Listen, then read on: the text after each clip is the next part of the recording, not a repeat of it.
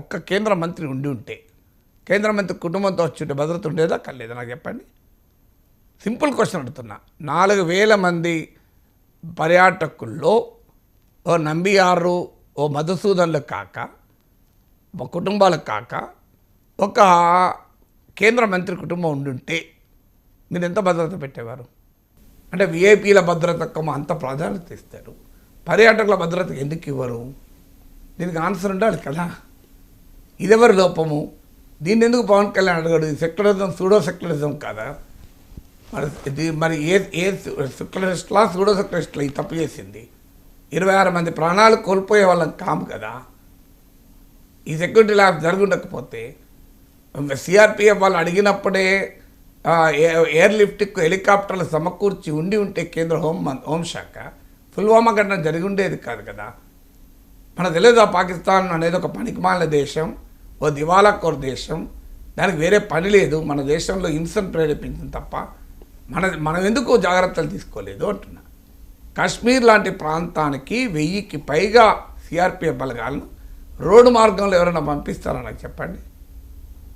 ఇవాళ మీరు ఒక్కసారి ఆ కరగుట్ట దగ్గరికి వెళ్ళండి, మిలిటరీ హెలికాప్టర్లు వాడుతున్నారు. అంటే మన దేశంలోనే ఉన్న మావోయిస్టులను ఎదుర్కోవడానికి మిలిటరీ హెలికాప్టర్లు వాడుతుంటే, సరిహద్దుల్లో ఉద్రిక్తత ఉండి తీవ్రవాద పీడిత ప్రాంతమైన కాశ్మీర్లో రోడ్డు మార్గాన్ని తీసుకెళ్తారు ఎవరైనా సిఆర్పిఎఫ్ చేయాలని? ఇది నేను అడిగింది కాదు, అప్పటి జమ్మూ కాశ్మీర్ గవర్నర్ సత్యపాల్ మాలిక్ అడిగిన ప్రశ్న. అది కదా అడగాలి. పుల్వామాలో ఈ అనుభవం జరిగింది మనకు, భద్రతా లోపం. మరి అయినా కూడా మళ్ళీ పహల్గాంలో ఎందుకు భద్రతా లోపం జరిగింది? దీనికి ఎవరు బాధ్యత? ఎవరిపైన చర్య తీసుకున్నారు?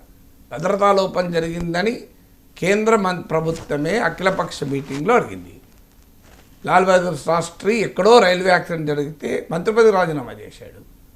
లాల్ బహదూర్ శాస్త్రి రైలు నడిపాడా? మరి దీనికి ఎవరిపైన చర్య తీసుకున్నారు? ఒక్క అధికారి పైన చర్య తీసుకున్న పేపర్ వచ్చిందా ఈ సెక్యూరిటీ ల్యాబ్స్ కొరకు? మరి ఇది ఎందుకు అడుగుతలేడు పవన్ కళ్యాణ్? సో పవన్ కళ్యాణ్ అడగాల్సిన క్వశ్చన్లు ఇవి. ఇందులో సెక్యులరిజం ఏంది, సూడో సెక్యులరిజం ఏంది? అందరూ భారతీయులే. ఇప్పుడు ఏం చేద్దాం? ఇండియాను డివైడ్ చేద్దామా, ఇండియాను యునైట్ చేద్దామా? ఇండియాను యునైట్ చేద్దామని నేను అంటున్నాను, డివైడ్ చేద్దామని రాజకీయ నాయకులు అంటున్నారు. ఎట్లా డివైడ్ చేద్దాం? మతాల వారిగా డివైడ్ చేద్దాం, పార్టీల వారిగా డివైడ్ చేద్దాం. ఇది ఎవరికి లాభం? పాకిస్తాన్కి లాభం, మనకు లాభం? ఒకసారి ఆలోచించండి. ఇవాళ భారత ప్రభుత్వానికి అఖిలపక్ష మీటింగ్లో అన్ని రాజకీయ పార్టీలు మీరు ఏ చర్య తీసుకున్నా మీ వెనకాల మేముంటాం. ఇదే spirit of nationalism. Spirit of nationalism ఏం చెప్తోంది? Nations stand United. అమెరికాలో దాడులు జరిగితే ఇట్లా కొట్టుకోలే రాజకీయ పార్టీలు. అమెరికాలో 9/11 దాడి జరిగితే రిపబ్లికన్ పార్టీ, డెమోక్రటిక్ పార్టీలు మీ దేశభక్తి ఎంత, మీ దేశభక్తి ఎంత అని శీల పరీక్ష, అగ్ని పరీక్షలు పెట్టలే.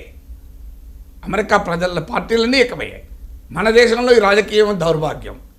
మన దేశ ప్రజలకే మన శీల పరీక్ష పెడతాం, మన దేశ ప్రజలకే అగ్ని పరీక్ష పెడతాం. పాకిస్తాన్లో పెట్టాం మనం. ముందు మనకు అటాక్ పాకిస్తాన్ కాదు, మన అటాక్ మన రాజకీయ ప్రత్యర్థులు.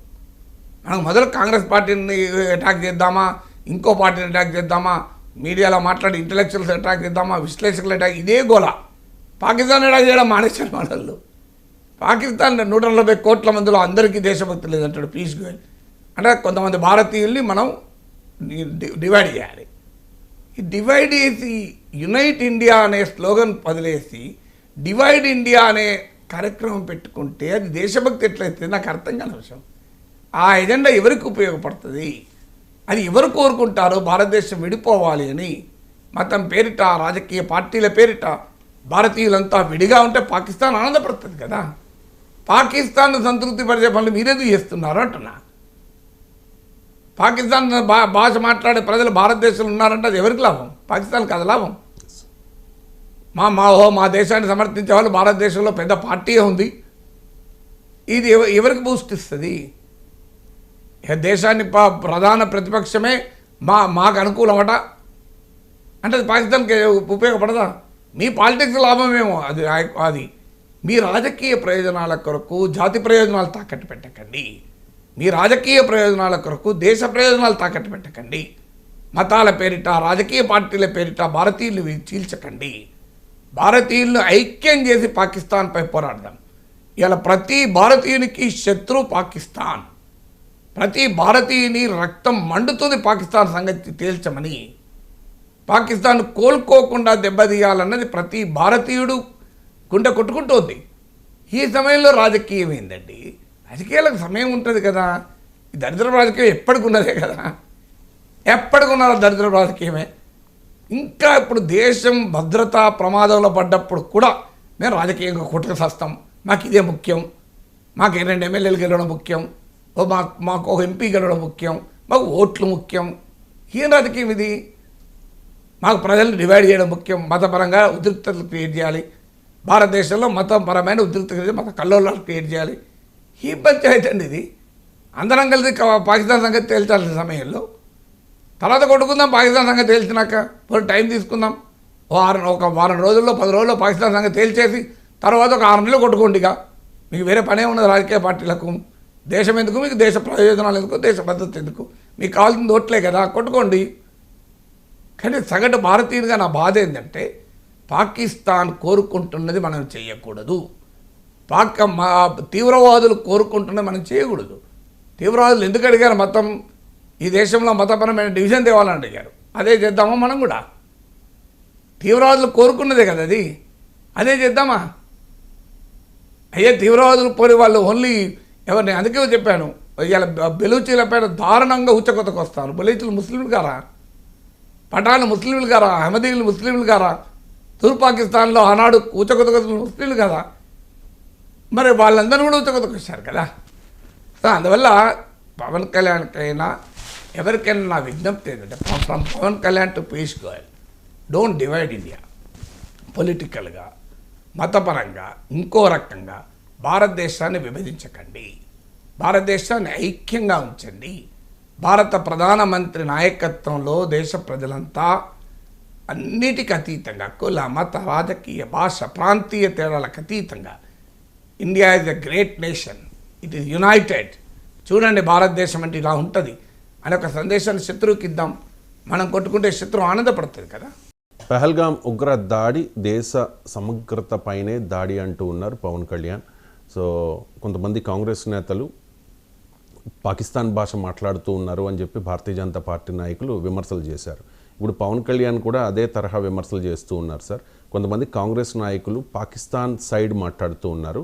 అలాంటి సూడో సెక్యులరిస్టులు అందరూ కూడా పాకిస్తాన్ వెళ్ళిపోండి, ఇక్కడ కాదు ఉండాల్సింది అని చెప్పి ఒకసారి పవన్ కళ్యాణ్ బయట.